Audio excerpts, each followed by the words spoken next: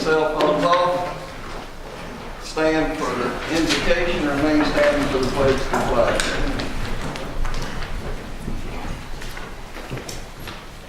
Father, this another year you have given us as entrusted for elected officials of this county. We just ask for your power and for your wisdom and for your insight in all that we consider and all that we adopt and all that we pass upon these citizens. It might be that which would be the best. In Jesus' name we pray. Amen. Amen. Pledge allegiance to the flag of the United States of America and to the republic for which it stands, one nation, under God, indivisible, with liberty and justice for all.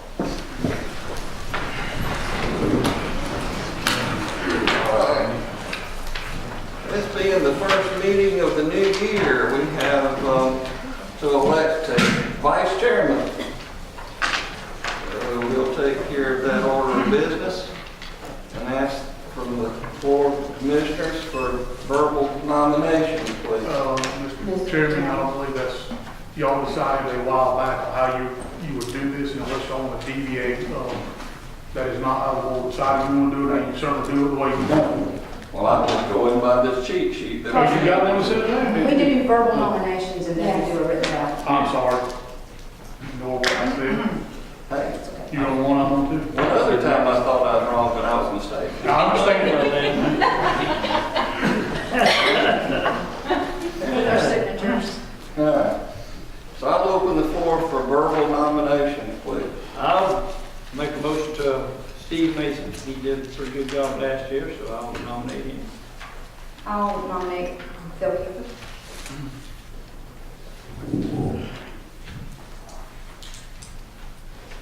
Any other nominations? You must Going close your once. nominations, Mr. Chairman. Ma'am? Close your nominations. Yes, sir. And I will consider the nominations closed. This time, each commissioner should have a ballot in front of them. I'll ask you to fill out that written ballot and sign it. Voting for either Mr. Kiefer or Mr. Mason. The clerk will pick those ballots up. Tally the ballots.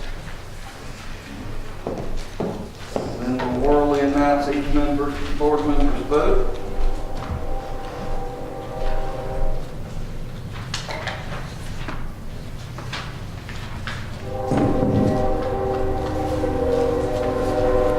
I don't get to vote. This is a tie. Good.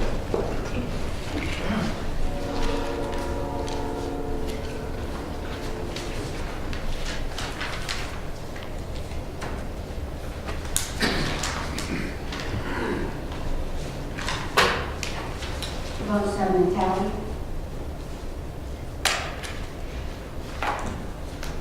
Vice Chairman Mason, for Steve Mason. Commissioner Loper, for Steve Mason. Phil Kiefer. Bill Dear Jones, Commissioner Jones. Commissioner Floyd is for Phil Kiefer. And I can't read this signature. It's got to be Phil Kiefer. You already announced Bill voted for me, but I would. No. Vera Jones for Phil Kiefer.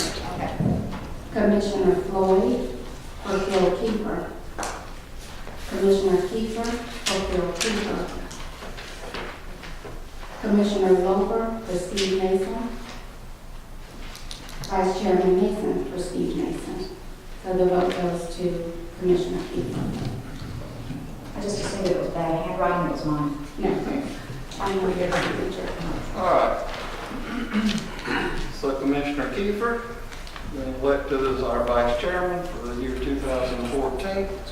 Written ballots will be recorded in the board's minutes. All right, next item of business, consideration of a resolution to approve the agenda. I would like, I know this is short order, but I would like to add something. another to the agenda. And that, I guess that would be number 5 on new business. What it is, Miss Lucy Powell talked to me yesterday about giving a plaque to Horny Wallace. I think he served 18 years as on the commission. And she talked to me, and now Chairman was, Howard Clerk was president at the same time. And they want to present it to him at the Martin Luther King breakfast here in a couple of weeks. So all they want to do is get a plaque, and we can put on his years of service, whatever is necessary, and then it'll be presented to him on the Martin Luther King breakfast here. So I told her that I would bring it before the commissioners if they wanted to do it. We could do it, if not, we can go on back to something else. All right, you'd like to add to new business item number 5, consideration concerning Homer Lee Wallace. That is correct. And that'll be before the next meeting, right? The That's day why. before. Right, and that's what. That would need to be discussed tonight. Time issue. Timing issue. And also, if we do it, we have to give her time to get the plaque made and on all this kind of stuff. The information they want to put on it, they might want to put in years of service. Just always like to say why they're added to the agenda, you know? Okay. It is a timing issue. It is, yes, it is a time. Any other things that need to be added or requested to be added? So I'll entertain a motion. I make a motion that we approve the agenda with adding number 5, new business consideration for Homer Lee Wallace. Second. I have a motion and a second. All in favor? Any opposed? So carried. Next item, consideration to approve the minutes for the December 17, 2013 Building Master Plan Workshop and the December 17, 2013 Commissioners Meeting.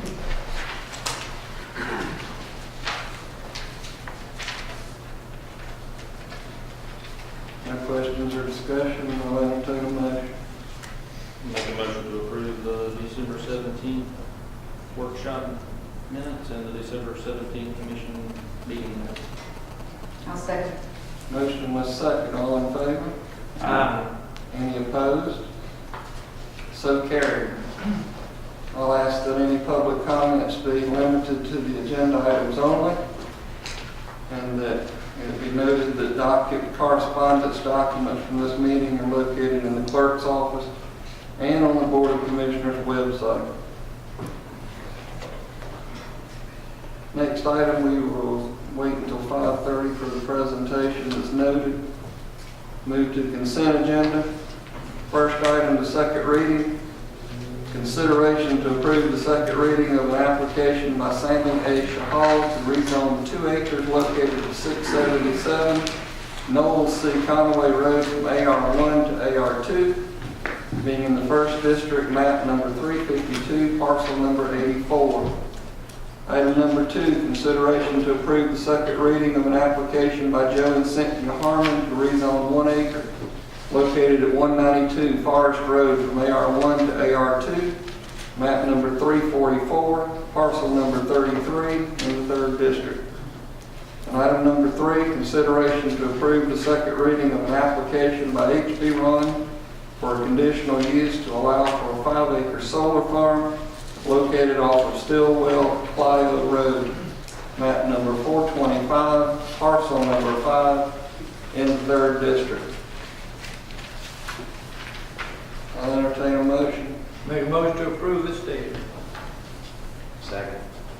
And a motion and a second. All in favor? Any opposed? So carried. First item under old business, consideration to approve the new travel policy. Toss, is Mr. Myers here? Let's move it up just a few minutes before we get into that, and let Mr. Myers make his presentation a few minutes early, if we may. I didn't see you sitting back there. I used to see you over there in the corner. You told me not to come back till March. It ain't March, but anyhow. Go ahead, sir. Thank you. It's early March. On November 21st, 2013, Effingham County experienced a tragedy unfathomable to most. An incident that placed first responders in an impossible situation. A full-size Ford pickup truck collided with a fuel tanker which was traveling south on Highway 17. The collision caused an immediate explosion and took the life of 3 individuals. We sometimes don't realize the harm that first responders place themselves in when responding to an emergency such as this. Not only their physical presence, but also the emotional trauma that they are exposed to when witnessing firsthand such a traumatic event. The after-action report that you received regarding the incident documented 13 agencies consisting of 50 responders. As you are aware, the after-action report is one of my responsibilities, and although it is not always well received, it is an unbiased assessment of the events that occurred so we may minimize our weaknesses and maximize our strengths. Every one of the 50-plus personnel involved in the incident that day performed as they were trained and worked together for the common goal. Of those personnel, it should be noted that there were 3 individuals who performed exceptionally well. I feel that it is extremely important to not only constantly improve in areas which need addressing, but to also acknowledge those who perform at an exceptional level. With that concept, I would like to recognize one of those individuals tonight. Jennifer Wright was chosen to receive this award through a thorough investigation and recommendations from outside agencies. Ms. Wright started as a volunteer in 2006 and has been with Effingham County Fire Rescue full-time since August 2013. Her actions on November 21st, 2013 saved lives and drastically improved response times. Jennifer was initially off duty and responded to the scene after hearing the collision, which consisted of the initial explosion. She was the first on the scene and was able to assess the situation in the midst of a tragedy. Jennifer Wright was able to stay calm and communicate the necessary information to responding units so decisions could be made in advance. She is also responsible for clearing the roadway on the south end of the collision, which consisted of several vehicles and a loaded school bus. This is important to know if you understand the totality of the situation. Even though the tanker itself had exploded, it consisted of 3 separate compartments, and only one compartment had exploded. There was still an estimated 5,000 gallons of ignitable fuel, which created a very unstable environment.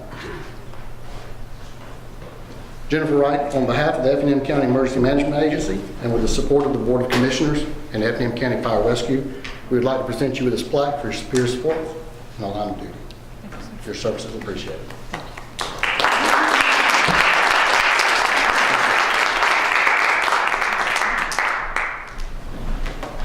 Thank you, Mr. Ed, and thank you for bringing that to our attention, and thank you for your service. We appreciate it. All right, moving back to old business. Consideration to approve the new travel policy.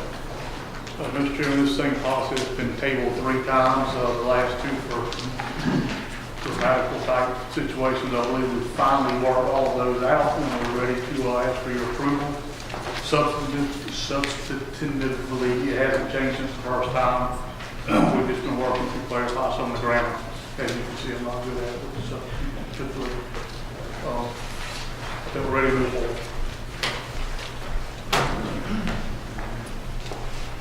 Our county attorney have all the dots and commas and in the right place then? I believe so. One comment, one period, we got to work out. I have no one change the document to me. Well, apparently it makes a big difference. I'm gonna let her write it next time. I'll be honest, not quicker. You'd probably be better I off. will be, it's no problem. Any questions from any board member? I have one. Any concerns? I have one. Lay it on. Under rules, provisions, and procedures on number 5, it says the county administrator may refer major traveling over $500. And in the same sentence, it says the administrator may refer requests. He may. Why not even, who? He can go either way he wants to. He may do this, he may do it himself. So I would say just make it one way or the other. Give him permission to do it, or either he has to bring it forward instead of giving him an option to make. Does that make sense? It does.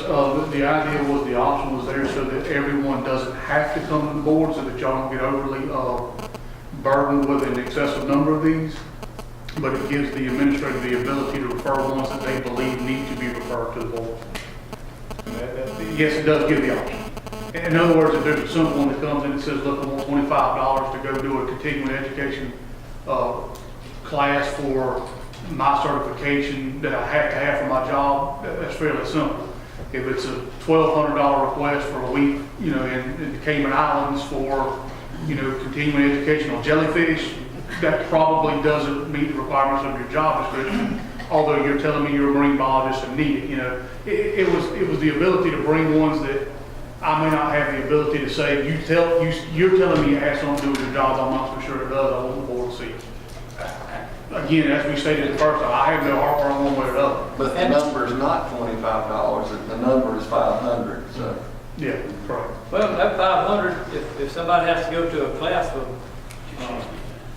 3 days, I mean, $500 is really, you spend over $500 if you had to do maybe 3 days. I mean, if we are paying to go, I mean, Maybe his point was he may not want to make, maybe he doesn't think it's something that they really need to do, but. that's just something that I. So in lieu of denying it, it would basically be where they could come and request it from the board. The way I read it, I think. Which actually, if you did deny it, it could always be brought to the board after. See that, right? But anyway. And either way, obviously board travel is approved by the board, employee travel is not. If the board wants it to all come here, we can certainly do that. It's just more stuff that's going to cross your desk. This was basically it was intended to give the administrator the ability to refer things to the board that they weren't quite sure were appropriate. But to process the things that made a lot of sense, to try to help keep things off. Could make a decision at $500 that we can agree with. Okay.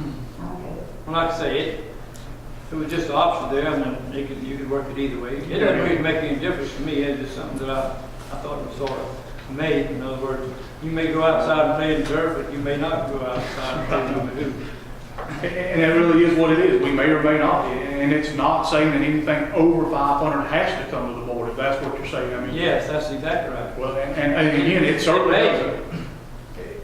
If you're going to put something on it, If you change that number to $50,000, you would still say the county administrator may approve it or whatever that number would be. We don't have a ceiling number, right? I think what Commissioner Loper is saying is get rid of the may and say the county administrator shall refer major travel expense with estimated expense of $500 to the board for approval. If it's over 500, it comes to the board. But your explanation of the way it's written now is that it gives the discretion, if it's under that amount of money, you can, and every single one of them doesn't have to come here, and I'm okay with that. No, but Commissioner Mason is saying that could read 50,000. And the administrator could approve it. But it doesn't. but I But don't it think. could. But it could, because it says the county administrator may refer estimated expenses in excess of $500,000. Well, if it's $50,000, he could still do it if you put may in there. Or you can turn it down and make it okay. It gives the ability to approve law. But not if I it's said yes. You see what I'm talking Yeah, about? I do, I understand. See where it's at. Oh, if it's 50,000, it's not getting approved. Well, In the Well, we do context routinely of receive 12 to yeah, I don't think it 1,500. would. I don't think it would be either, but. No, but you do get $1,200 to $1,500 requests, because there's week-long things, so. That was the example I was going to use, was that we have tax assessors, they go for a week-long training, 5 nights hotel, 5 days per diem, it's over $500. Well, that's what I'm saying, Says- $500 is probably a small amount to start off with. But then you get a situation where it's under 100 miles, which is the new level there for overnight stay. Somebody says, I have a 3-day class, but it's in Savannah. Well, it's only a 20-minute drive back and forth, so we need to pay for a hotel. Then 4 nights at a swanky hotel downtown, plus 3 days worth of per diems is over $500. The administrator may say, I don't really know if we should be paying for you to have a hotel room in Savannah when you could drive, and our policy doesn't allow that. So then it's a way to kick it up to the board if there's some ambiguity whether it should really be done in general. Whatever. Our policy, it does not allow that. I think if we go with the May though, there needs to be a C. That's correct. Okay. How many ways do you write rules so the policies aren't broken? It technically does allow it. And it allows, in the fact that it's an elected official. I understand. It could be an elected official. So again, from staff's position, if you want every single one to come, if you want to get a dollar figure, staff has no opinion on it. I mean, that's, Well, I don't really, we really don't want that. yeah. Really what I was looking at is just give the administrator the ability to do it. If he messes up, then we just run him off. Well, and currently it's written, the administrator has the ability to approve any of them. So, you know, it's currently written that way now. This was really put in here really to give the ability to come to the board for ones that didn't seem proper. Again, if you want them all, some, a dollar figure, staff, no opinion about it. But it can be brought to the board without that entire sentence. I mean, You can still come to the board if somebody comes with something, even with the May out. If something came before you and you didn't think it was exactly right, so I don't want to make that decision, you can still bring it. Yes, sir. But all of them would have to, you can make the decision on yourself. That's what we were trying to do, is make it, the board wasn't overly saddled with requests. He's trying to have a policy that supports him doing that when he wants to do it. Exactly. That's what But item number 22 is the catch-all.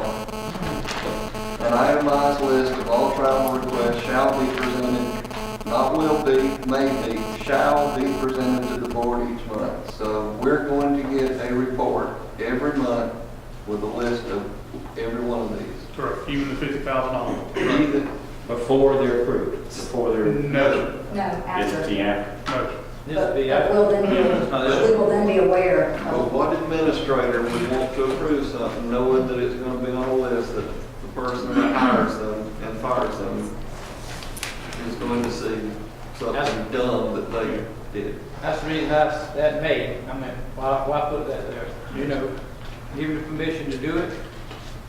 You don't double check behind him anyway. I mean, that's what 22 was there for, transparency. That's, you know, the board I seem to understand the board to say you wanted to get better handle on how we spend these things. Because of 22, I don't have a problem with this as written, personally. That's my opinion. Yeah, because if you may approve that exorbitant travel expense, then you shall Reported. be reported. Yeah, the money ought to be spent, but the consequences will be the same anyhow. You definitely want to do, you know, termination in line there. yeah, you take that bullet out and you still not change the document, Yeah. essentially, really. Gives you the ability to say, what more on do this? That's fine with me, I just brought it up. No, I understand. Reasonable. Understood? Yes, sir. Any other questions, comments? I will entertain a motion if the board ready to take action. Make a motion to approve the new travel policy as written. I'll second. We have a motion and a second to approve as written. All in favor? Aye. Any opposed? So carried. Won't be tabled again. Thank you. Next item, consideration to approve the job description for the position of county administrator. Ms. Rush, Good evening. good evening. How are you? Happy New Year. Time to improve. Well, Happy New Year. Here we go. We have gone back through the job description and have made the changes to the county administrator job description that we discussed at the December 17th meeting. Mr. Allen, Mr. Kovac, and myself want to make note that, first of all, we have updated the language that appears with the dictate to the board behavior that no board member shall, and the deal with county employees, all of that was removed. And this classification shall perform duties under the direction of the board and shall be responsible for the board as a body was added in. We have looked at the wording with the concurrence of the board, which is located on page 2 of the attachments.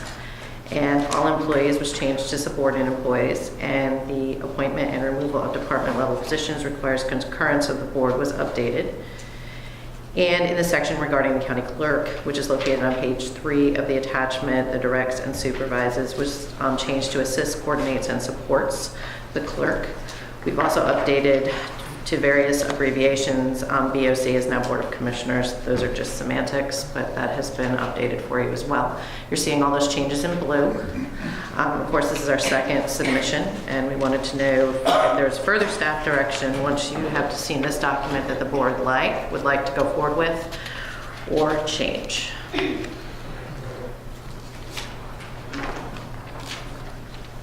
comments from any board members?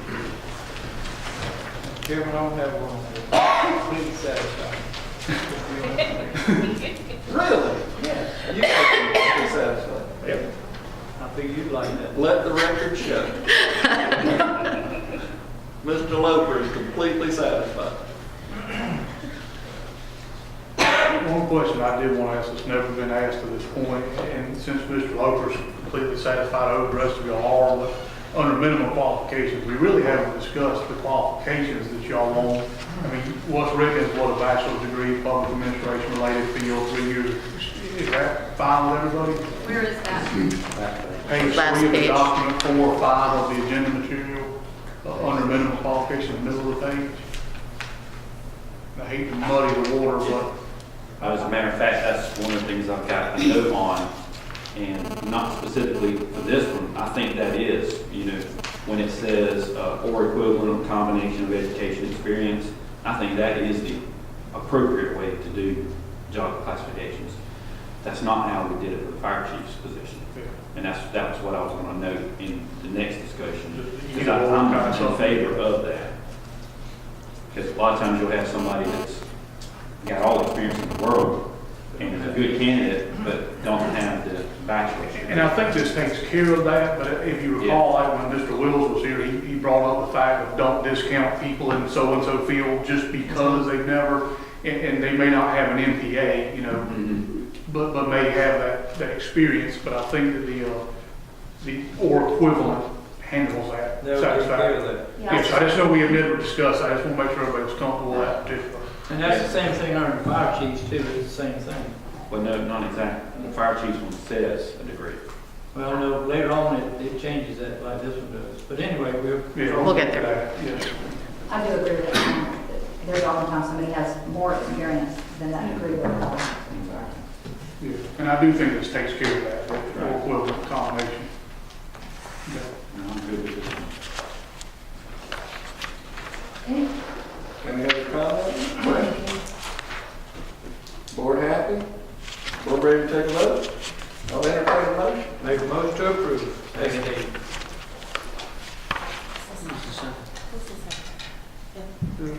Bill, you second? Yes. I have a motion and a second. All in favor? Aye. Any opposed? So carried. Next item, new business. Consideration to approve the job description for the position of fire chief. Ms. Rush? Yes. This one's a little bit different. We had not had a chance to update this job description for over 7 years, and there is a difference in comprehensive task and specific parallel to Georgia state standards and requirements since then. We've reached researching with 2 counties that just actually updated their fire chief job descriptions in 2013. They are B-level counties just like we are. And the Georgia State Training Council for the specific assignment of duties. And I've shown you here the changes we put highlighted in yellow. Excuse me, Rush, which counties were they? Rockdale and Walton. Walton.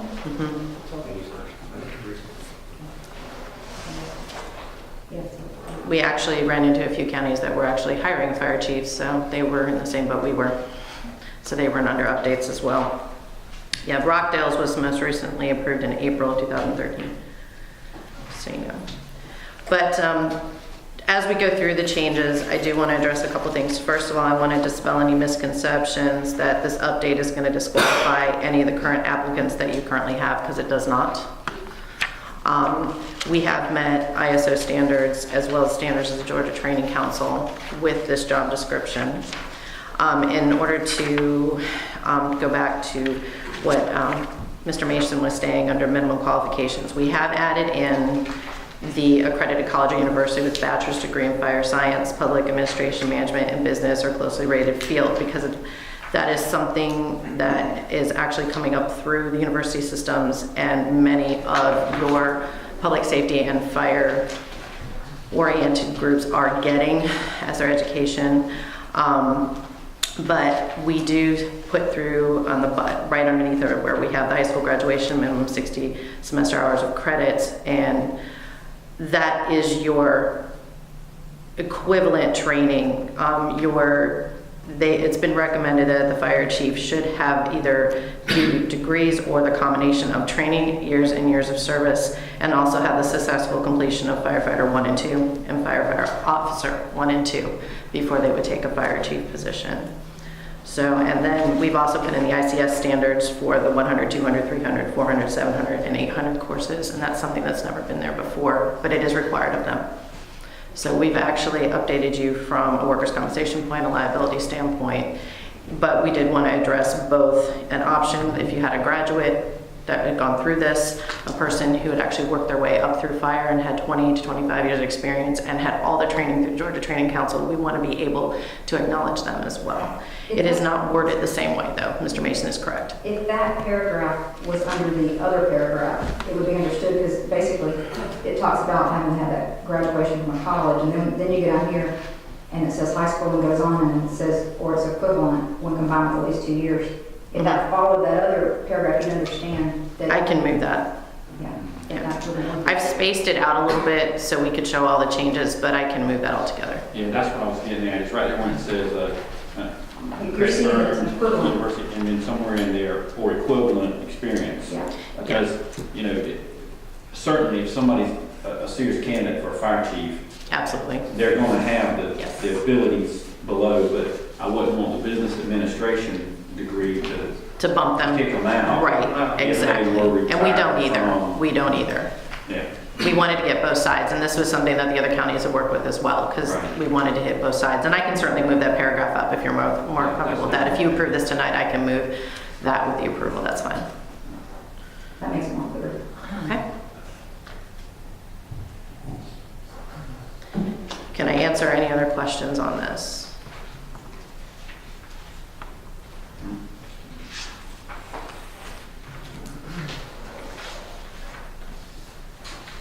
No other questions? Would someone like to give me a motion to approve this job description with that change?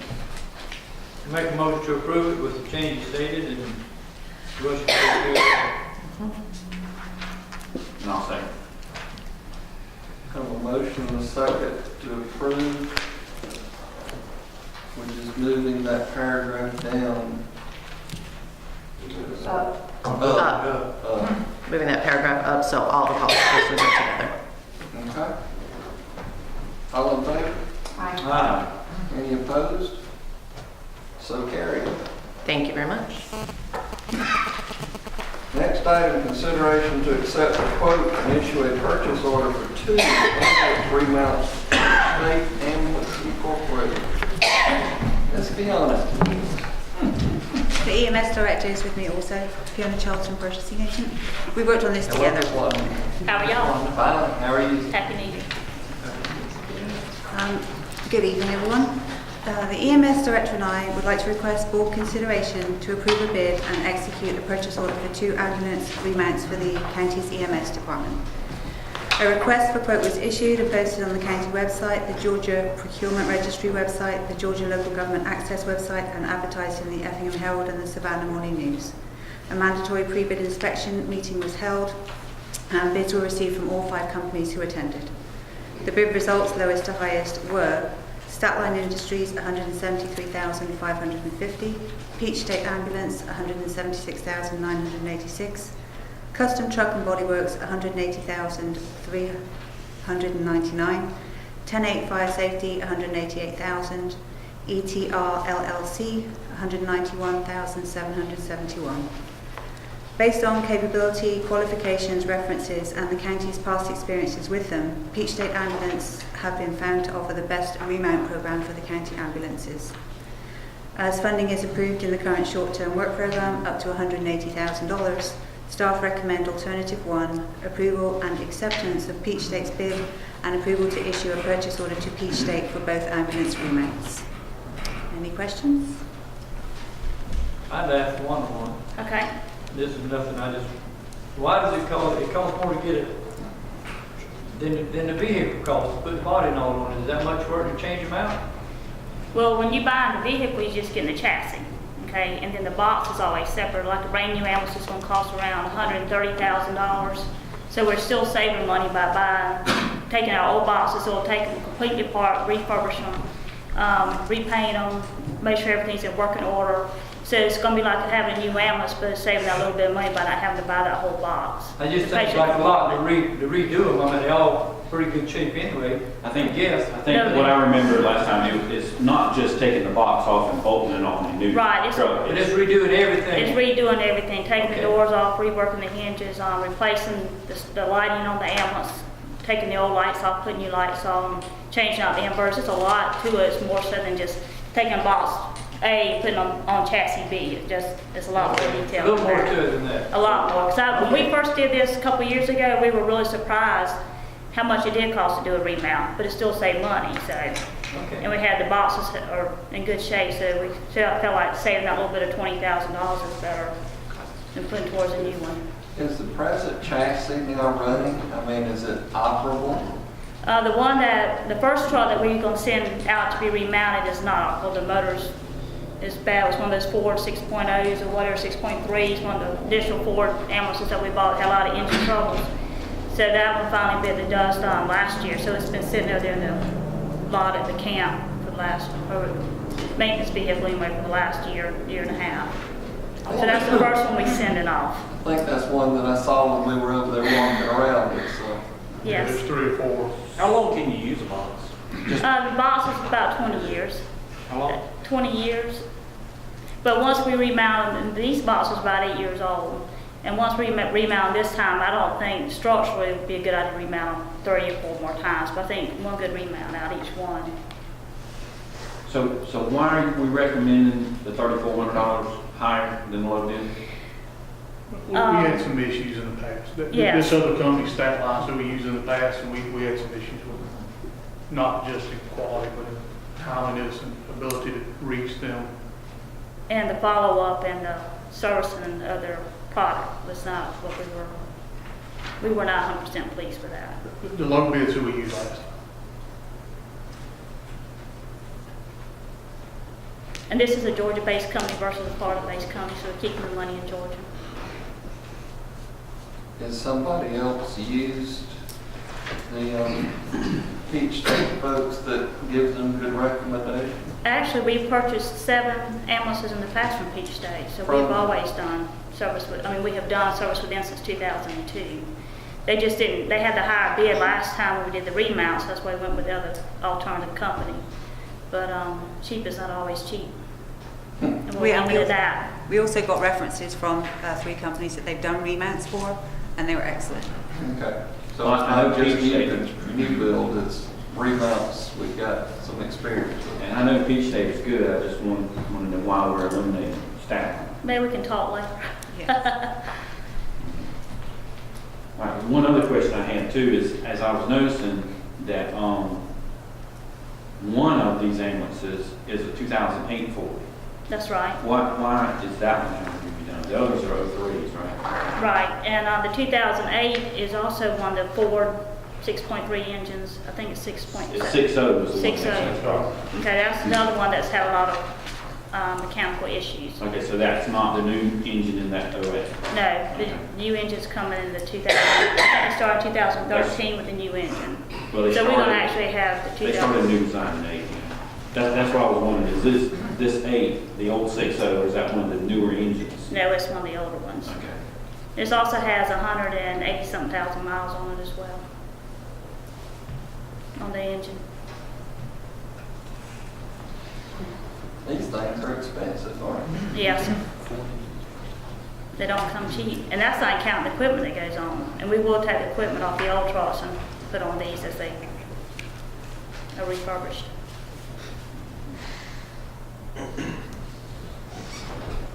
So in the end, we're still netting about 20,000 each savings by doing remounts versus buying new, right? Something like Correct. that. Maybe a little bit more savings than that. 25,000 probably.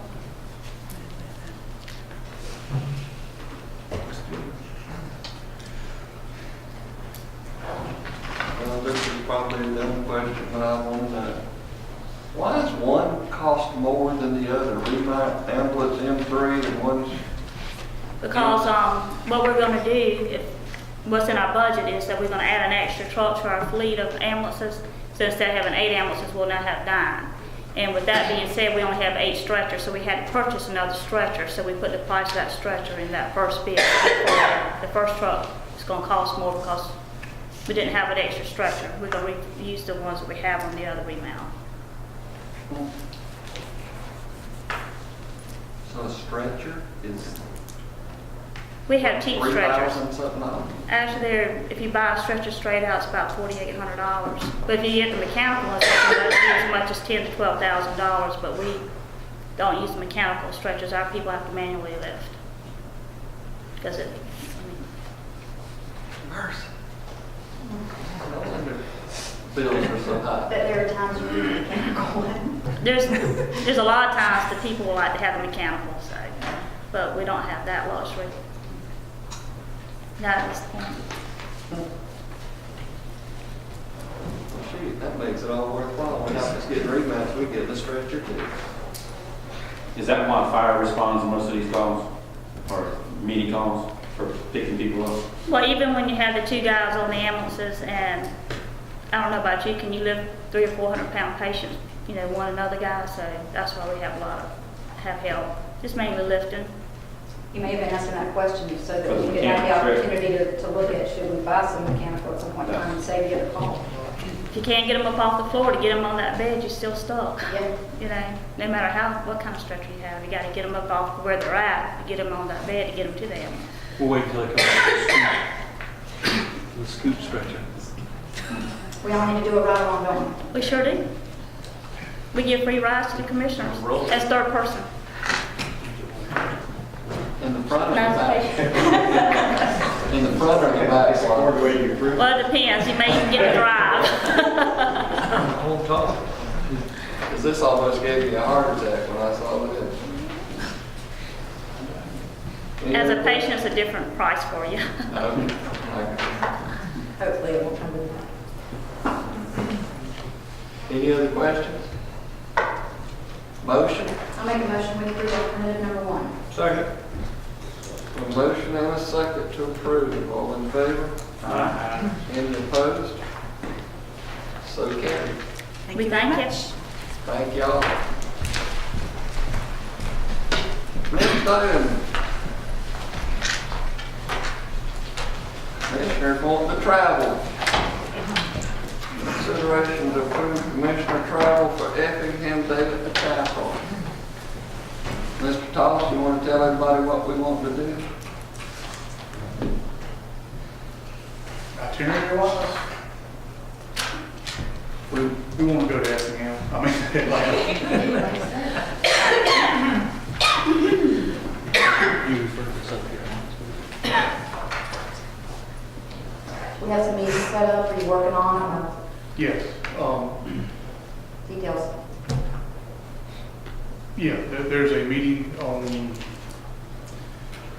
there's one that's been set up on Tuesday morning with DOT, and it's with the commissioner, Deputy Commissioner Flanger, some of their MPO guys. It's a room full of people. Also, Miss Ann will be there, and Transportation Advisory Board is invited as well. Y'all, the mayors, and everyone else. That's the only one set up. Do you know? Don't believe it's been Okay, I think we're still working on something with EPD. Additionally, I'm trying to set one more up I'm still talking about. And then the other one that we're probably going to have is there's some documentation in the back of y'all books on the modification for our local structure.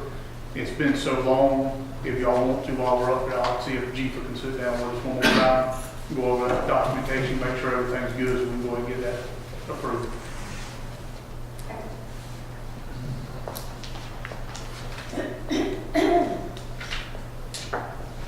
All right.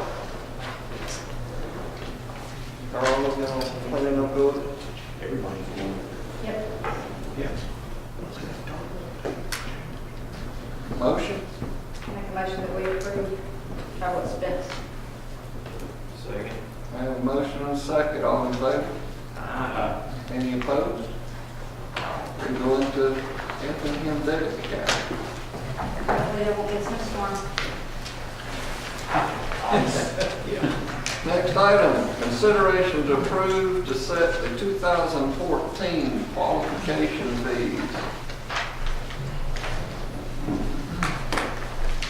Yes, sir, in your package, we have the fees, assessed according to the 3% requirement of the salaries, state law pertaining qualified Stephanie, fees. would you get that microphone down a little bit? I can't hardly hear you.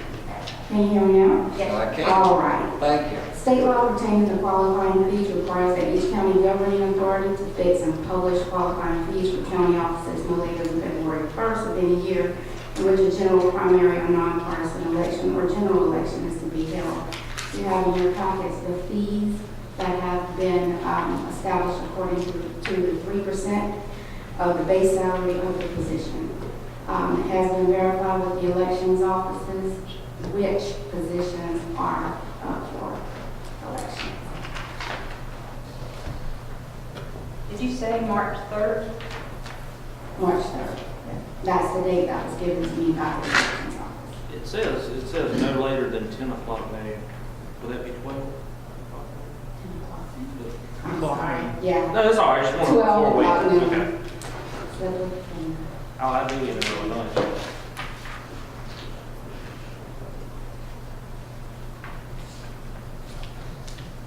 It's about that time.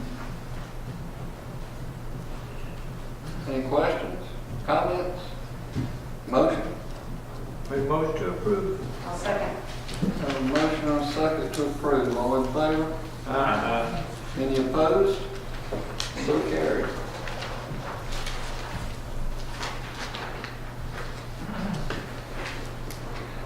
And we'll go back to number 5, Mark Luther. Yep.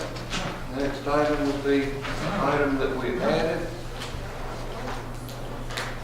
Go ahead and explain that to us, Commissioner Loper. Again. Well, only, I think he served 18 years, is that right? 18 years, and I think he served more years than anybody else, any commissioner that we've had since they started. And Miss Lucy, she talked to me yesterday about it, I had to see her up here. And she wanted to know if she thought the commission should go along with that, because it did serve 18 years.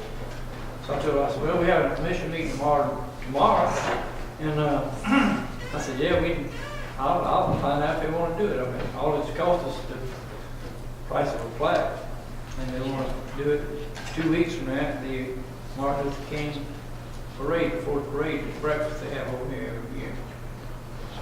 That's when they want to present it to him. So basically, what you're asking is for the commission to approve the expenditure of buying the plaque? And going along with it, I mean, you got. I understand. And then we would be furnishing the plaque, and who would be presenting? Well, you, chairman, you can do it. Vice chairman, I think he's in his district. No one else. Neither one of you there, I would do it. Any commissioner could do it. Okay.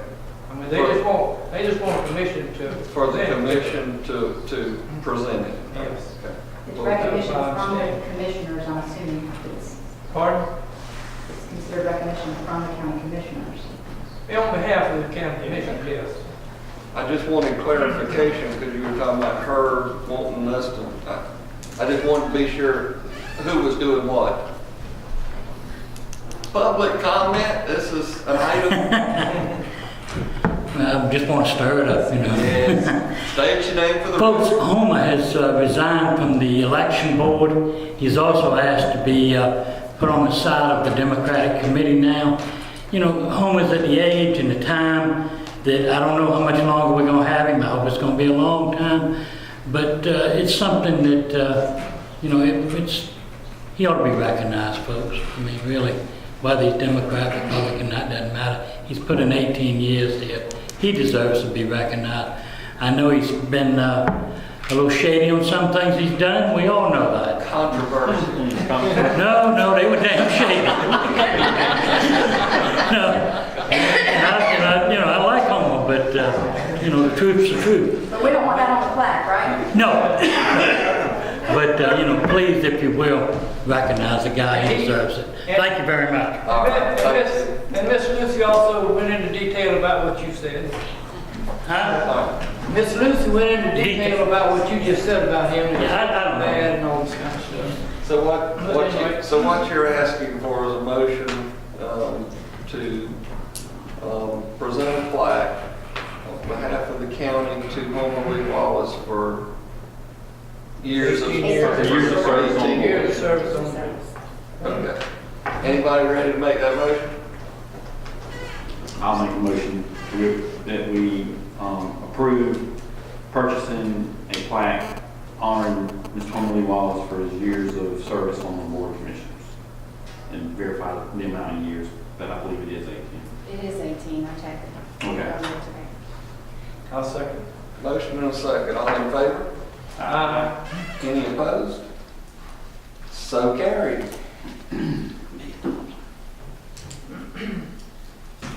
Not a partisan issue. Anybody that has served 18 years in this capacity that deserves something. That's right. Every previous commissioner I see, I oppose.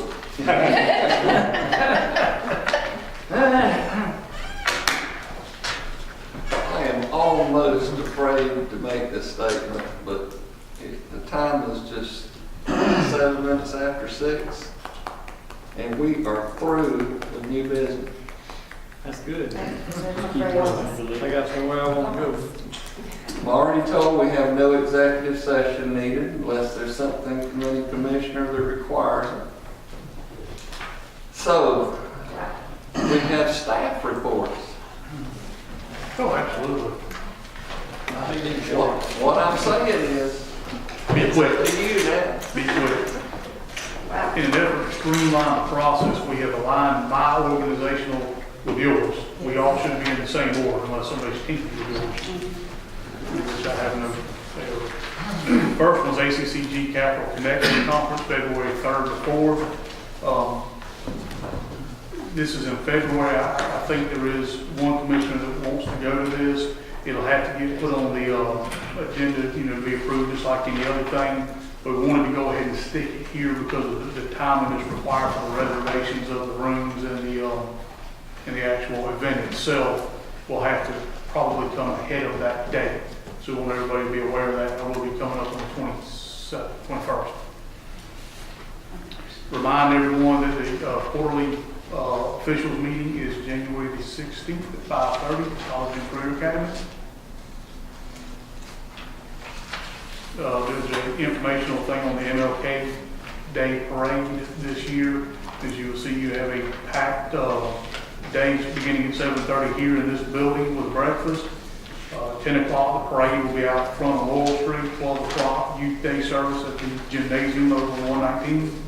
And ending at 6 p.m. to Goodwill Baptist Church. The next thing you have is just receipt, where we receive money from one of the HMPG grants that we do. I believe it was $17,188 that we were reimbursed for that, as that grant has been completed. The next two items deal with the roundabout, 275 on Rinkin Stillwell Road. It's a GDOT project. We're not directly involved in it. One is dealing with, both of these are in the environmental process. They're two different letters. Basically, they were sent to property owners in the area. We were copied on it, just letting them know that there will be environmental surveys going on. I'll let y'all know they've started the environmental process. The next is a letter from Gateway Behavioral Health. We recently, Mr. Kozak, Chairman and I met with some gentlemen from Gateway who came in to explain their current situation, what's going on. And this is basically just a letter following up with that. The second, actually it's the first one y'all have stapled together, has a little beacon lighthouse looking thing on the top of the left-hand corner, is actually requesting that we appoint someone to their board. In subsequent emails that has come up, you also notice in that same, the bigger paragraph, they anticipate legislation coming up this session, determining qualifications. So through some conversations with Mr. Cruz, who's the acting director of that organization, we all feel it best to wait till after that legislation before we move forward. So coming up, they will be asking us to do some appointments, but again, since this letter's come out, we would be better just to wait for that legislation. The next thing you have is notification that GDOT is reissuing their gateway grants. They're open until February 28th. Y'all may recall this is the funding mechanism that Rankin used to do the medium planings through State Route 21 south of Rankin. We attempted to apply for this 2 years ago, I believe, and that's when they changed the process to where medium plantings are no longer allowed. We'll certainly take a look at this, see if there's anything we can do. It doesn't allow for hardscape. I didn't actually print y'all the do's and do nots, but it doesn't allow for hardscape elements, so we can't do signage. What we looked at previously was some stuff on the Augusta 21 entrance coming into the county. We can't do larger trees because they're clear zones, so it's 55 miles an hour. We can do flowers, we can do some smaller things. So there's a possibility we'll take a look at that, see if there's anything we can pull together. If so, it'll come back to the office and a resolution has to be adopted and so forth, going forward. The next thing from the Department of Audits is just basically acknowledging the fact that we did get our extension on the audit till June 30th, 2014. I think Joanne has an update for y'all on where we stand on that. The next one is chamber membership. The reason I bring this to you, the chamber sent us a bill. Our membership dues are due January of every year. If you'll recall, in July of last year, you approved a professional services agreement with them. That agreement's for 1 year, so it's July to July, but their dues are January to January. So I'm bringing it to you before we pay professional service contract fees in January for a contract that expires in July. Does the board want to pay those? And we'll have half a year to write a contract. Do you want to redo the contract for January? I'm looking for direction as to what we do with this. We need to look at whether we want to renew a contract at the end of the contract we have now. That contract currently expires in July of this year, or August 1st. I guess it depends how you look at it. It's dated July, or it's August 1, signed July 23rd, dated August 1. So we're not paying dues, we're paying yes, sir. Yes, that's correct. And the bill clearly states that. It clearly states it's a contract for services renewal. So he's saying we handle it like any contract and just renew it when the renewal. That won't be due until July. Correct, and that's what I'm saying. It was an oversight on my part when we put it in place. It should have been timed to coincide with the date that the payment was due, and it wasn't. Right now, what we have is a contract that runs from August 1 to August 1, but the fees are due January 1, basically. I think what we should do is just tell them that we'll, at the end of our contract, if we choose to continue doing it that way, we'll prorate for you. We'll do that. That's a conversation the board wants to do that way. We asked that question, and the response we got back was we're a significant portion of their budget. They didn't budget that way. They need their money now. Let me ask this question then. It would seem to me that if we entered into a contract in the middle of the year and we paid that contract, that we had already paid dues in January, so we really should have a credit. Is that not right? Because it's kind of like we double paid them last year. That's exactly right. We paid them in January for the year 2013. This would be for the year 2014. The problem is when the contract was signed, it should have been for 6 months. No, we'd already We didn't paid pay for it the in year. I know. July. I know. We paid for a year. Then get regardless the of contract amended, that it's for January to December of this year when we sign it. Because There our was dues no go knowledge last that year. it transpired in July when we signed it. We'd already paid it. We just signed the contract. But we should have a credit of 6 months. Well, what do we do? It didn't pay in July. Is that correct?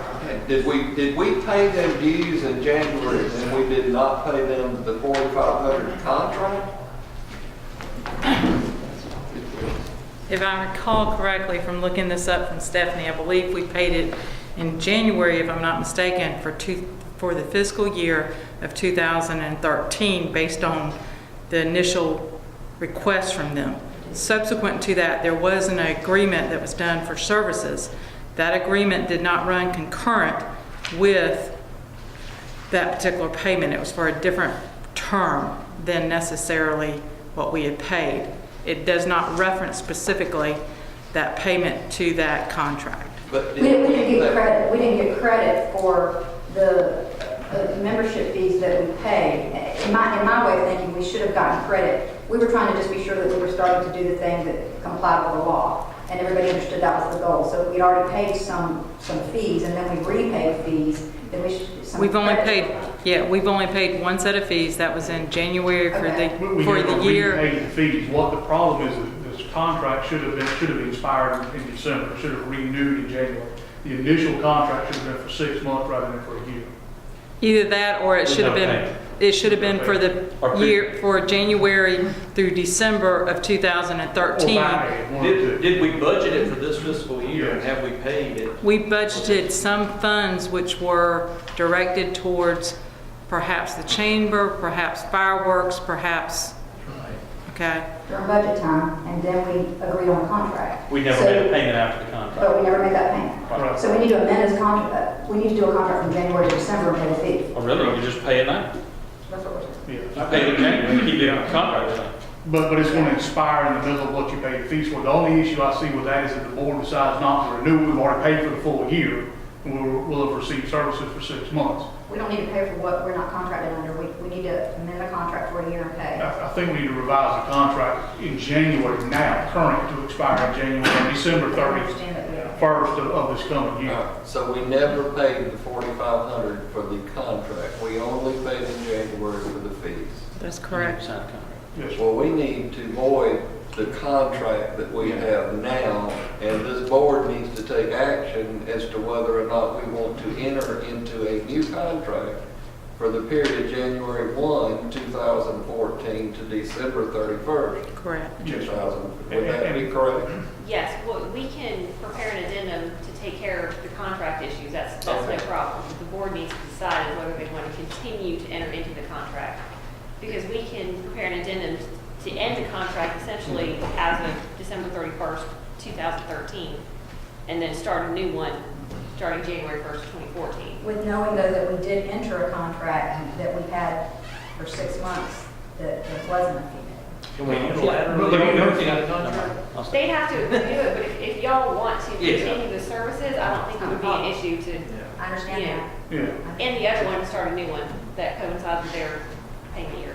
All right, well, my recommendation would be to prepare the document and put it on our agenda for next meeting for this board to take action as to whether or not to enter into that services agreement for this year. And we're sure we haven't paid twice, right? We're positive. Yes, I looked at the payment history, and what I saw in there was one fee paid in January of 2013. for 45, so it matches. Yeah. But we did, but I just wanted to make sure, I wanted to ask the question before we paid the fees if you wanted to re-enter the contract. That's And it. put it on the agenda and let the board then take action as to whether or not to enter into it for this year. And we shall do that. The next one, the chamber membership luncheon is tomorrow at 11:30, just as a reminder to y'all. And then the only other thing I have, not entirely sure, we were confident of this, there's some bankruptcy discharge in here, that apparently we were a creditor of somebody, I don't know what it's about, so. Give me a whole lot. This bankruptcy was discharged. And that's all I have, Mr. Chairman.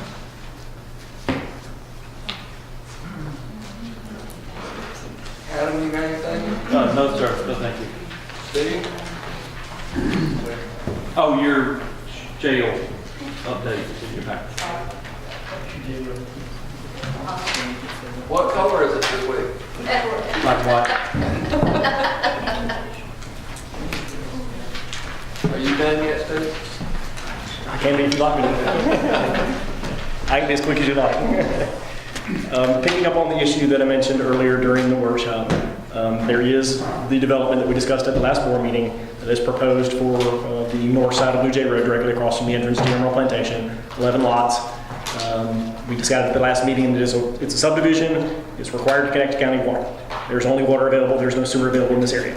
The water line ends at the easternmost edge of their property. And in order for them to serve the 11 lots that they would like to subdivide, which are essentially north-south subdivisions, so all of them would have road frontage on Blue Jay Road, it's going to require an extension of a water line down Blue Jay Road about 3,000 feet from where it terminates at this point on the eastern edge of their property. They want to know whether or not we want them to put in a 2-inch water line to serve their 2 or a 4-inch water line to serve only their development, or whether we would like for them to extend the 16-inch water main. Their developer's opinion is if we want them to extend the 16-inch water main across their property, which they don't necessarily need for their 11 lots, that the board would then should consider paying the difference in costs. I had Hussey Gamble do up a couple of real quick estimates on the costs. These are extremely conservative, extremely high, just to make sure we don't come back with numbers that are higher than what they gave us, but they estimate the cost of $182,000 for a 16-inch water line and $69,000 for a 4-inch water line. So in essence, you're looking at a difference of approximately $110,000, $115,000 in cost. So not asking you to make a decision at this point, but I just, in order to go talk to the developer any further regarding this issue, again, this is the property, the north side of Blue Jay Road. That's the proposed development. So they would just subdivide those lots in a vertical fashion.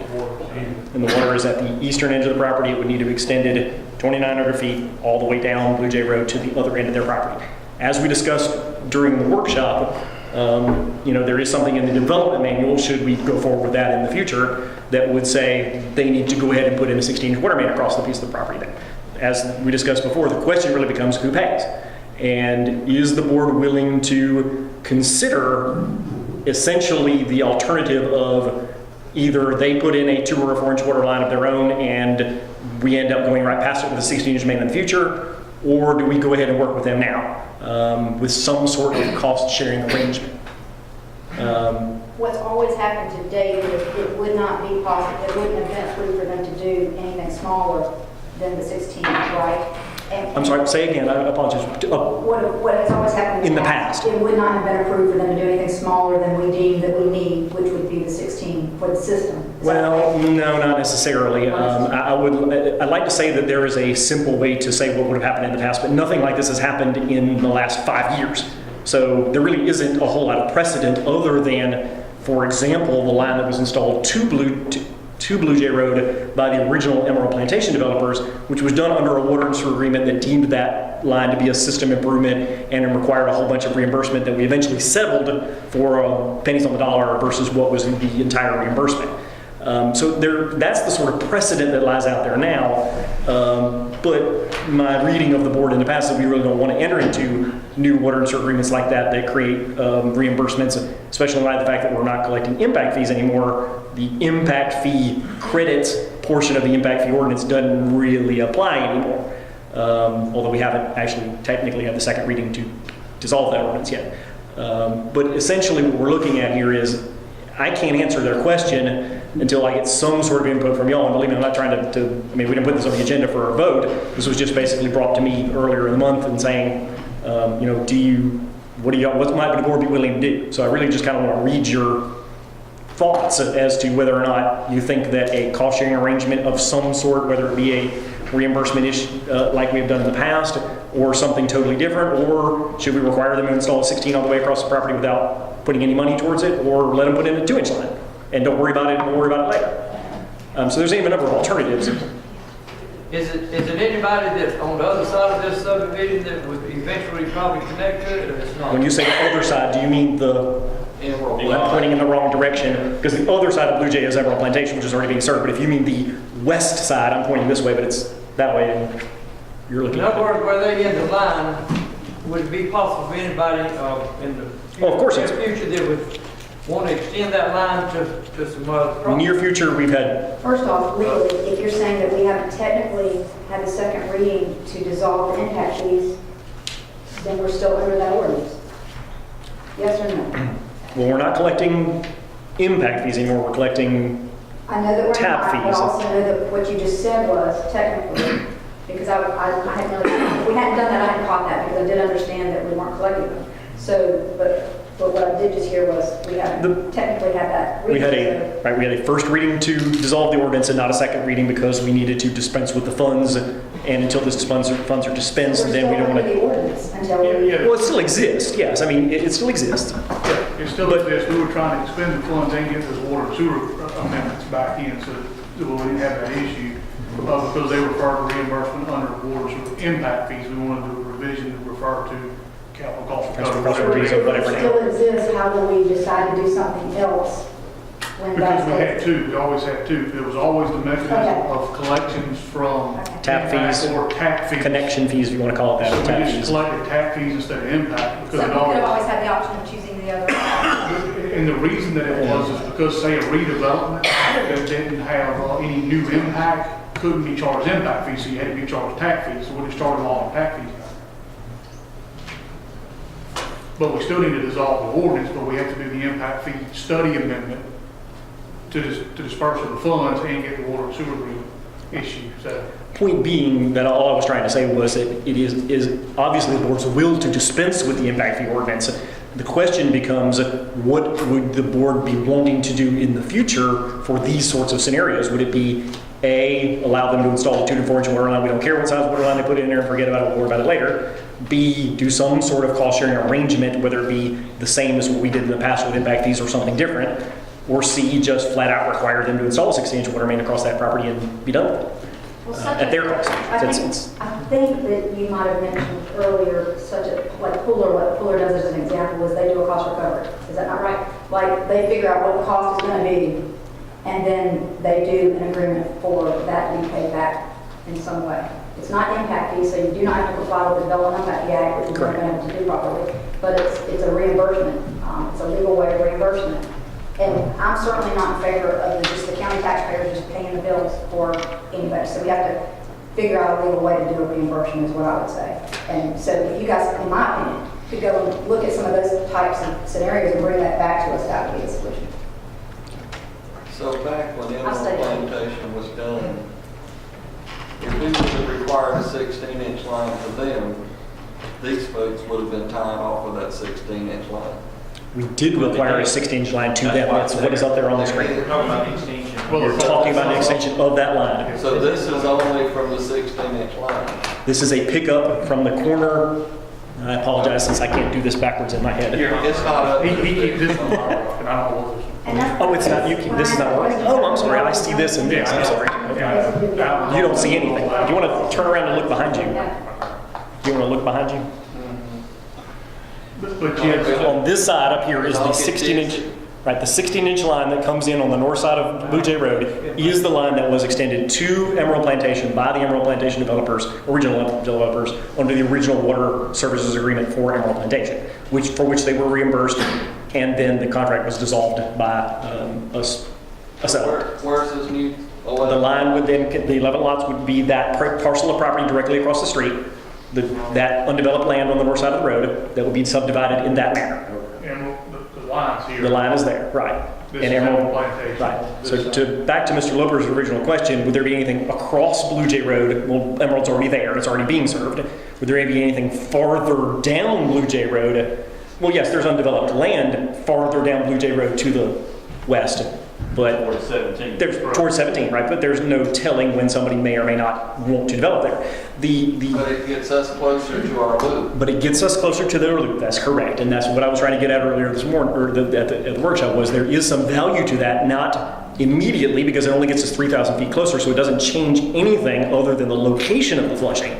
It doesn't do anything regarding flushing, but it gets us that much closer to where we could get that line across Highway 17 down to Marlowe Elementary School. Well, What it then we boils would. down to is if we don't do it now, we'll do it later, And pay the full cost. Driveways and replacement. Right, exactly. We'll pay tearing out driveways, we're paying the full cost for the 16-inch line eventually to loop it around there. So, I mean, it's one of the situations where, yeah, we'll save some money, but at the same time, I will be very clear. I mean, we're talking about 11 lots here, so we're talking about 11 times 2,000 is $22,000 worth of fee payment for a line that's going to cost somewhere in the neighborhood of, to us, is somewhere in the neighborhood of $115-ish thousand.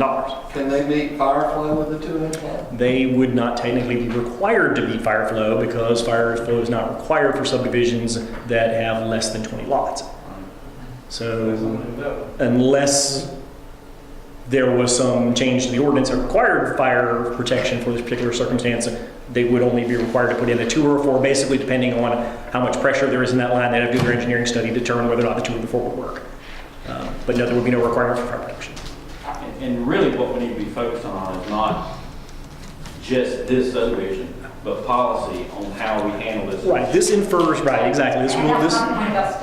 If we Right, and great, we can get you some ideas of what other municipalities and counties are doing in the area. I'm not sure how Buford Jasper does it, but I do know that we have done this, where Buford Jasper asked to run the line, and then there was a recovery as people tied in or more extensions were done or whatever. Recovery to the developer or recovery to the developer? To the developer, kind of like what we did with Emerald, and kind of the way the old impact fee ordinance. Much like but not calling it that. Right, I understand.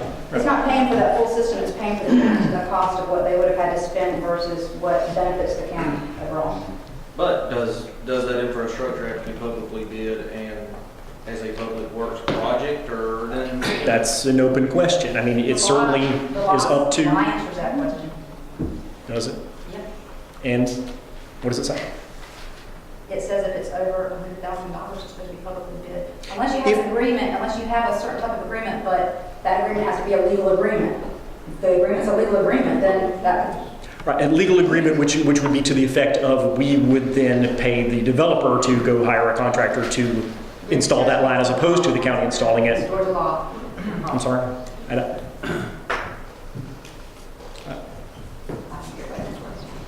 Well, that's just a booger. The Well, taxpayers doesn't terribly. need to be spending $100,000 and something to put a 16-inch line from there to there. And if we're not going to require the developer to do it, The taxpayers have a problem, so it'll work. The taxpayers is strapped with a $50 million water and sewer investment. Where we stand, that is not complete. We have to figure out how to do that properly. and subsequently, it may be the county, if we enter into an agreement that says that somebody else that ties onto the line down would reimburse, that possibly could be the county tying onto the line to get to another point. Well, the county wouldn't be a user, so the county wouldn't be paying Usually fees. pay the reimbursement. Right. But, I mean, if you wanted to enter an agreement that said that in some way, shape, or form, I don't necessarily think that would be legal. It certainly could be done that way if you wanted to consider it that way, but that's not necessarily how we've done it in the past. And one of my points about not doing the Development Impact Fee Act is when you stay off of that, you have more flexibility in what you can do in your agreements. But on the other hand, you've got a piece of property, I don't know what the property tax revenue on that piece of property as it sits, but probably $2,000 at the most.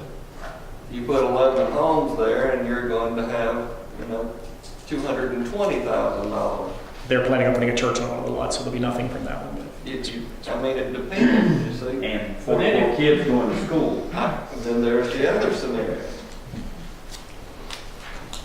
But then if you don't do it now, when you go ahead and put the big line in, if you want to do it later, then you got to plow all the driveways and put it in. Well, all those driveways installed. I think you got it. I think the question, I think you got to do it now. It's just who has to pay for it. That would be my opinion. I think you got to put the 16-inch. I think you got to It extend. would be silly to put in a 2-inch line and then put another 16-inch line directly parallel to it later on, whether that's 2 years from now or 5 years from now, or what have you. But yes, who is going to pay for it? And that's really all I kind of wanted to get on your mind and get if you have any thoughts as to whether or not, even if you just all completely think this a bad idea to reimburse them, or you all think it's a bad idea to require them to upsize that line, or anything along those I lines? think it's a good idea to have staff bring us some ideas back from other surrounding counties of what they're doing in these scenarios. It's not rocket science, I mean, it's being done. That's what I'm saying. I mean, I've studied you just have to find the I right. mean, there's If certain county will places, pull or bring that back to us. What you would think, though, typically, a 3,000 linear feet of pipe would pick you up more than 11 blocks. Unfortunately, because there is only this particular piece of property on the north side of the road that is to be served by this particular 3,000 feet, right, there isn't anything else directly, right? And because they're doing large lots, not dense development, right, there isn't anywhere near as many lots and fee payers as you would normally expect for And obviously, 3,000 feet. doing that, so don't have to put any other infrastructure. That's correct. And I guess then the other option would be, if we found it not feasible and cost effective, then we could give them an exclusion from, and they would have their own system. And then when we have to do something else further down the road, we do it then. Well, that still puts you in down the road, tearing out 11 driveways and replacing them. to put money in later. I agree. I think How large are these lots? They're all 5 acres and up. How much? 5 acres and up. That's about a 60 some odd acre parcel of land divided into 11 lots. I think they're all 5 acres and a couple of them are 7. Is there anything in our existing ordinances that prohibit them from drilling individual wells on each lot? That's what we talked about at the last meeting. Yes, this is a major subdivision, and the ordinance requires connection, and you all at the last meeting nodded that you were in agreement with requiring them to connect to county water. That's what the ordinance says. But they're not. They're probably. Yeah. He's saying they are. He's saying they are. Not here. Go to the corner. It'd still be cheaper, it'd be cheaper to hook up, just run a small line to us than it would to drill their own wells. I don't think we have an answer tonight on this. I think it's more of a, it's kind of a, what direction does the board want to move with this? Because basically what we've got in our water distribution system, we've got the spokes of a wheel coming out, running in directions away. And because they're not tied together, we're having to flush them at all these points at the end of these spokes. At some point, the circle's got to come back and connect back together. We've got to get from this point to Marlow We Elementary say School. that we're going to go to Highway 17, you know, the long-range plan is, there would be a pipe going to 17, and it's going to run up 17 and go towards Guyton and tie everything together. You know, then you could say, yeah, we need to extend this. But if we're saying the limits of where we're going to run to is Highway 17, then you could start stepping down your pipe sizes, all right? But I don't think that's the answer, but you know, that's what we've got to say is what's the long-range plan, and then do we justify spending money on putting the infrastructure in now versus later? Or at least part of it now, not necessarily all of it. Right. And this gives you an opportunity for them to pay for some percentage of it. You know, in a situation like this, if it was 3,000 feet and there was going to be a new driveway into a 60-acre parcel that was going to be developed as a subdivision, you could go and where the driveway's being put in your section of pipe under that driveway, and that's it. Cap it off and leave it. Then later on, you run the rest of it, and you're ready for that. But this here, we've got 11 places you would have to cross, so it would drive your cost up much higher than where you are from there. Because you'd be $2,000 to $3,000 on each driveway, tearing out and replacing. No question. Where's the closest point, Steve, that we would be going to from here to loop our system? Marlow Elementary School. Marlow Elementary. Yes, sir. So down, if you're looking at that map, down Blue Jay to 17 and south on 17 down to Blue Jay to Marlow Elementary. And suppose we wind up having to run water to Mediant, yes, sir. Where would it come from? It would come from the vicinity of Marlow Elementary School. Same place. Same place. But there's a termination there that comes up Highway 30 that terminates at Marlow Elementary School, but it would then go southwest towards Median. But at the same time, one of the things, and I don't want to complicate this any much further, it's already complicated enough already, one of the discussion points about putting a pipe down to Median from our distribution system is that there would be requirements to upgrade our existing distribution system, whether that be a booster station on the lines, which could cost upwards of a couple $1 million, or whether that be these looping projects that would allow more water to go towards Median. All of that may or may not need to be done. And that's what I was questioning that. So if we loop this to that, would that get us from having to do pumping stations to boost pressure? It depends on what the final water demand is at median. I can't answer the question yes or no. It's not a simple question. It depends on what the water demands are at median. Suppose it was 1.5. 1.5 million gallons a day. If it's out 1.5 million gallons a day, you're probably going to end up needing, you're going to need, I can't tell you whether you would need either a booster station or a combination of looping that would allow the pressure at, because in essence, this area here on the screen is the low pressure area of the system. So in other words, if you're putting a loop from Marl Elementary School up to here, or from Greystone Subdivision on Blue Jay down to Midland to connect into that loop, you're just boosting the pressure here by allowing it to double feed so that you can pull more pressure down toward median without disturbing this portion of it. Because at some point, we're going to have a long-range plan as to what's going to happen so that we know. Well, I have a long-term plan in my desk drawer for what it's worth, and it's just what it's worth. But this is the first time in several years where anyone has asked the question to extend county water line down a county road where we have 16-inch mains that would be installed in the future under the future plan as currently conceived by me. Okay, unless anybody else has any other thoughts? I think I've belabored the point enough. Is to come back with options on ways we can recover if we ask the developer to do it legally, right? If we ask, under the thought process that we would install a 16-inch main, we would publicly bid it, and then they would reimburse us, or the other way around. I don't want to, I mean, I hate to dump or sound stupid, but I want to be clear. What the threshold is, where it has to be, so we know exactly what we're talking about. It's $100,000 if we do it. But if they construct it as part of their overall improvements and then deed it to us. It has nothing to do with us, right? It has nothing to do with public works law, it has nothing to do with it. But are they going to give us the deed to it before it's paid for? Because if it's a system improvement, we're supposed to untitle all of that, according to our GO document. If it's paid for, let me make sure I follow what you're saying. Every time I had to finance it over a long period of time and then own against us, and they keep title until it's paid for? Because we're not supposed to take title until something's paid for. When you say, And if we don't have title, then we don't have title. Well, we don't have title to water and sewer lines. Okay, there's no pump station. There's no pump station. Correct. It's in our right of way. We already own the right of way. Okay. But we have to get the obtaining easements for it. No, it'd be it's in the right of way. Okay. that we already own. That we already own, right? There's It'd nothing. be wholly located within our right of way. Okay. But do we know they're paving these driveways anyway?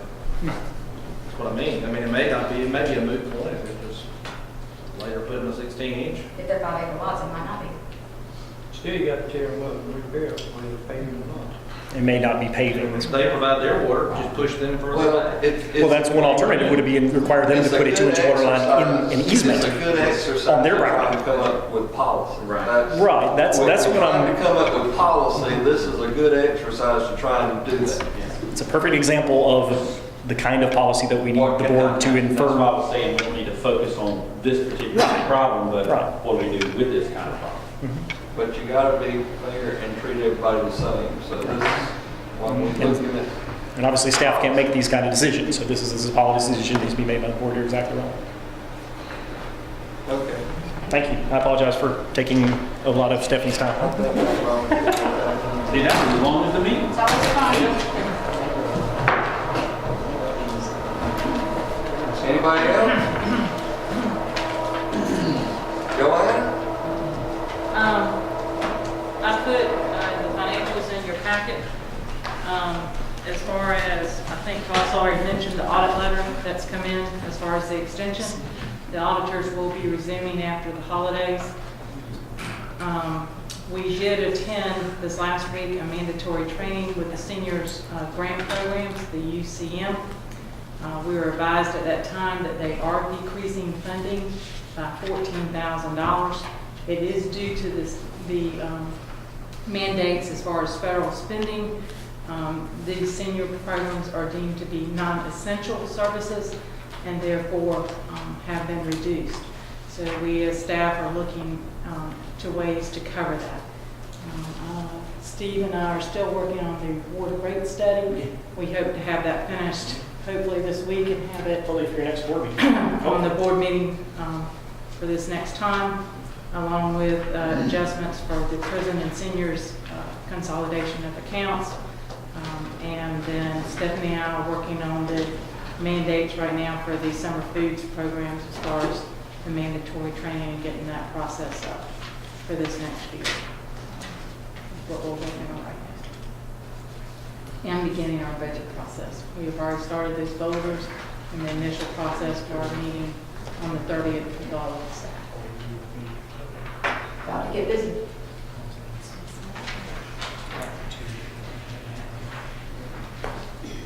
Is that it? Yes, sir. Any other staff? Any commissioners? I have one. There's a credit union that the school board has recently signed up with, and it's my understanding, I was told that the hospital also signed up with them.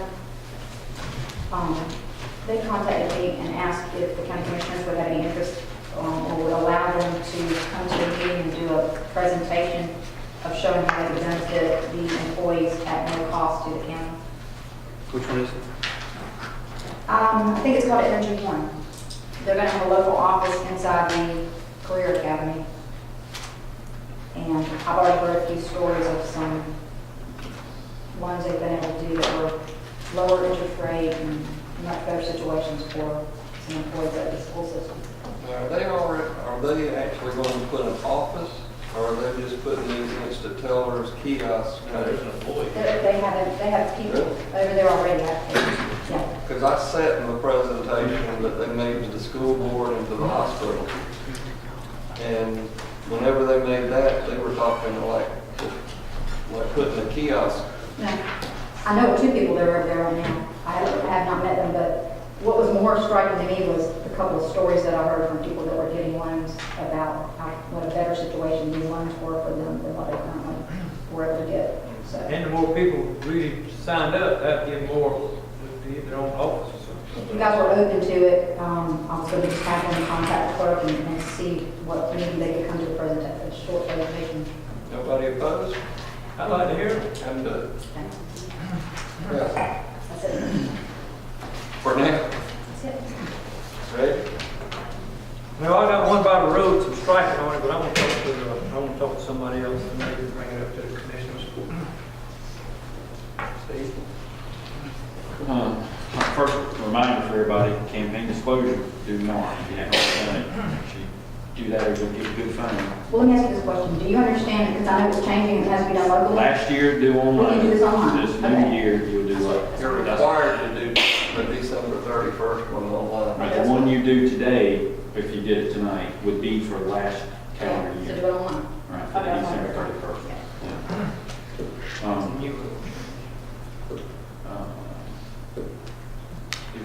And maybe it'd be best if you would contact Jerry and them, and got an address, pothole issue. For me. 930 Old Dixie. Apparently there's the edge of the road that's breaking off bad. 930 Old Dixie Highway. And then the other two things was something we talked about last time on Old Augusta Road, the erosion problems they're having and the strike. The line of sight over the hill near Fort Howard Road. Did y'all look at that? It's one of those issues that I believe it meets warrants. It looks weird if the board wants to, we can go back and double strike it somehow. And we can certainly do that. If they follow the plans were that way. The plans are that way. I feel confident that's the way it was drawn, but there was a lot of things on those plans that was changed. No, I understand, yeah. And I'm saying if it is But the it's problem of the board to about up to the change hill, that. over hill, and a turn to the right, and around a curve, that's right. And it's a passing zone. I drove it after you mentioned it last time. Yeah. I think it needs to be It's done. right after Howard Road. Go north on Old Augusta, and as you Okay. pass Fort Howard, you'll see it. Because actually, how it brought my attention was, it strike no passing where you can pass, and it strike passing where you can't pass. Where you can. Yeah. Yeah. Yeah, it needs to be solid all the way to GP, all the way through. And if you're following a tractor trailer, it even makes it worse. Because Right. by the time you get there, you're too late. That's right. That's what the fear is. Somebody will try to pass in that zone, not being familiar with the road, and having another incident there. Okay. But that, and the erosion on that section that has been contracted, we're not done with, Baker's not done with the job, right? We're done technically in that they're substantially complete. And I'm trying to remember, excuse me, the date off the top of my head, but before Christmas, our project manager, Jerry, and I walked that road section and created a punch list that was sent to Baker. I believe I actually sent it yesterday because GDOT actually prepared the list, sent it, we looked over it, and it went. And what Paul asked is, because it's substantially erosion issues, there were some issues up around the signal. Those, I just got the email off sitting here, those have been done. Pretty much everything else is erosion issues with the exception of in the intersection of Rinkin, Stillwell, and Old Augusta, there's some type 10 RPMs that are supposed to be around that stop sign. There's turtle with big domes that need to be put on. Long story short, what he asked was, could he wait till the spring to do it, so because he's going to have grassing issues now, he starts dumping stuff on top of it. So we're done with the contract of it. He has to fix all that. We're still holding 2.5% on $6 million, about $120,000 of money.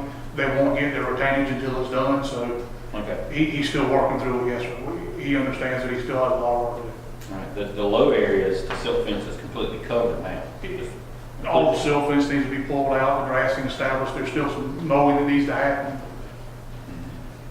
Yeah. Well, we don't get over their money. That's kind of a... Correct. We're still holding plenty of money. We still got some of that. No, they have not gotten the change order out, and it's in the neighborhood of $120,000. Okay. It's got me. Good. Good. Nothing for me. One quick question then, since we finished so early. The discussion we had on the coastal supplement, do you want us to provide that information to y'all in a workshop, or do you want me to just email it out? And I was looking, NPC's got presentations that they did in 13 in PowerPoint format that walks you through the thing. Would you like us to just send that to y'all? Y'all look over it? Do you want us to do a workshop at the next meeting? I'm okay with you sending it first, letting us look at it, and then decide if we need a workshop. Okay. All right, well, we'll do it. Do y'all want it electronically, or do you want a hard copy, or both? I'd rather have a hard copy. Okay. So I'll email it to everybody and put in your box, Commissioner, over a hard copy of all the slides. And this won't be the whole book, this will be their dog and pony show. So And with that, Stephanie, emailing a PDF or something, a small file is just fine. That doesn't necessarily have to go through the Dropbox system. You know, the reason we started Dropbox thing was for those large files.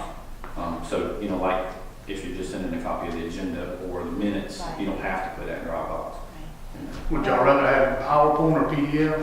Anybody have a preference? Doesn't matter. Doesn't matter. We're running that PDF in, so I know everybody knows. Right. All right, that's all. And you're probably going to wind up having to explain a good bit of that. That's fine, but I'll give it to y'all, and y'all, you just let us know how much. And the thing is, what I can do next meeting, if you want to discuss it, depending on time and our agenda, how long it goes, it's online. I can always pull it up, throw it to that projector, if y'all want to just ask some questions after you've looked over it. We'll do that. George, you quiet? You got anything? All right. Nobody? All right, no executive session. The last item of business then is consideration to approve the December 17, 2013 executive session minutes. Commissioners have been provided with those. Make a motion to approve.